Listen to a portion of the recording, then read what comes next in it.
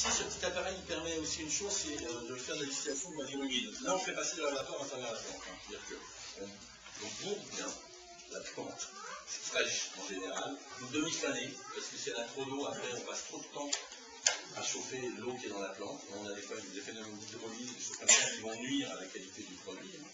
Donc c'est mieux si c'est plein soleil, si c'est un peu préfané. Pour la lavande, on la laisse préfaner jusqu'à plusieurs jours sur le champ. Ou en Provence, ils ont des machines qui font des boîtes qui font jusqu'à 7 kg. Des fois, on en voit sur la route, bien que maintenant, on fait une casse à l'insuleuse, on en voit encore et c'est assez sympa.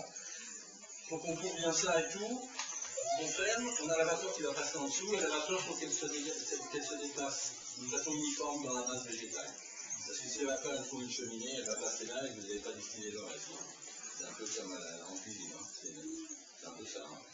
Donc, quand la vapeur elle arrive, on verra qu'on a un chapiteau différent. Ici, on sort sur le côté, ça nous permet de relever les couvercles sans avoir de problème. Ici, on a voulu sur ce petit alambic avoir quelque chose de traditionnel, comme on faisait un peu auparavant. Je pense que ça a du sens pour les hydrolats aussi, puisqu'on a ce col de cygne, qui fait que la vapeur vient frapper dans le col de cygne. Il y a des éléments qui sont déjà un petit peu, c'est pas refroidi, mais au contact de l'air, il y a déjà, la vapeur se refroidit un petit peu, certains éléments vont rester dans la cuve. Souvent, c'est des choses de notes assez indésirables. C'est comme si les gens se rappellent, ou ont déjà vu des gens qui faisaient de l'alcool avant, on voit plus beaucoup maintenant. On voyait qu'au-dessus du chaudron, on faisait bouillir les fruits, il y avait des lentilles qui refroidissaient souvent, qui faisaient de la rectification, pour ne pas donner ce qu'on appelle la colle de bois, et ce qui fait que on meurt. Là, il y a déjà une petite fractionnement qui se fait. Après, la vapeur, elle va passer le col de cygne sur les échelles, qui va dans un sac en train que changer dans l'eau froide. Et la vapeur se recommence. Et à la sortie, on verra en bas un essentiel. Dans un essentiel séparateur de phase, on récupère une phase huileuse et une phase aqueuse. On a beaucoup d'eau et très peu d'huile. On a vu pour la rose, on n'a rien, pas d'huile.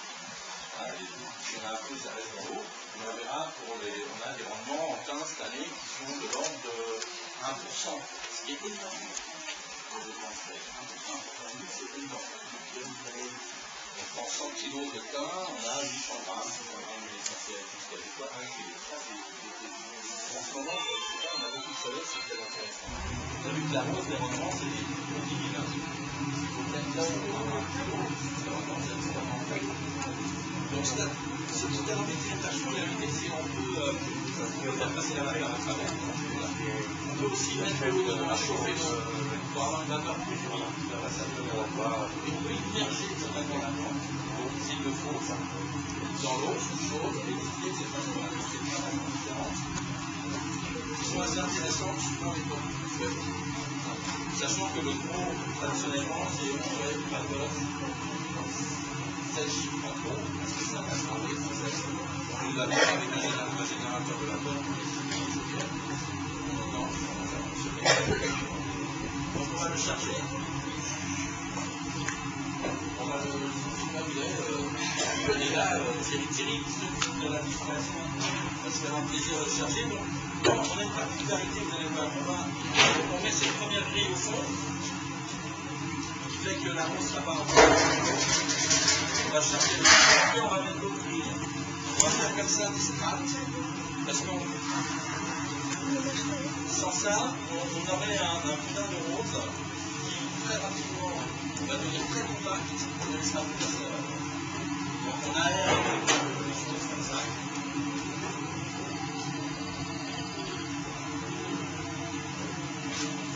D'accord.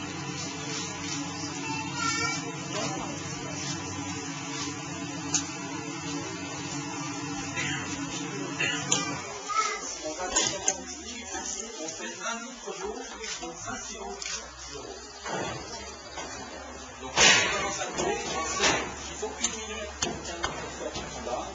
Donc on va distiller, vous prenez le poids d'un panier, on va distiller, s'il y a 40 kg, on va distiller 40 kg. Alors,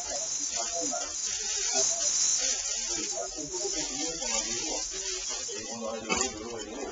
Mais il y a un problème effectivement de concentration. Il faut qu'il reste quelque chose dans le produit.